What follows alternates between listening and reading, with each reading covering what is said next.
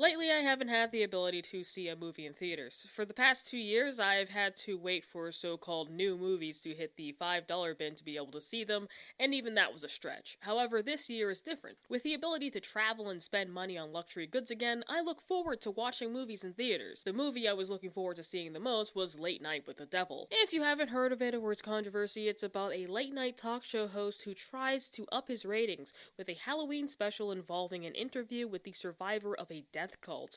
Trailers for this movie had me excited for its comedy, horror, and 1970s aesthetic. However, I was saddened by the news that AI generated art had been used in the making of this film. At first, I was hoping that the software had been used to generate some creepy imagery, but unfortunately, it was used for title cards of all things.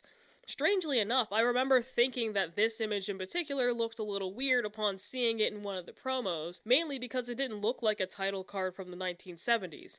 Now I know that it's AI, it makes sense why it felt so out of place. The disappointment I feel isn't necessarily about the use of AI all on its own. Like I said, I was willing to accept its usage for creepy imagery since AI tends to have an uncanny feel to it anyway, but to use it for a title card just makes me shake my head in agony. Why go through all of this work to make sure that the 70s aesthetic works if you're just going to shit all over it with this AI generated bullshit? Title cards are one of the easiest ways to indicate that a show is from the 70s. You easily could have put a blurry orange pumpkin onto a bright yellow background with night owls crudely attached to it, but instead you opted to do this. I have no doubt in my mind that this is still a good movie regardless, and for that reason many are justifiably choosing to ignore this brief use of AI generated imagery, but in my opinion that just makes it even worse. To have the capability to create something genuinely unique and interesting but still use AI?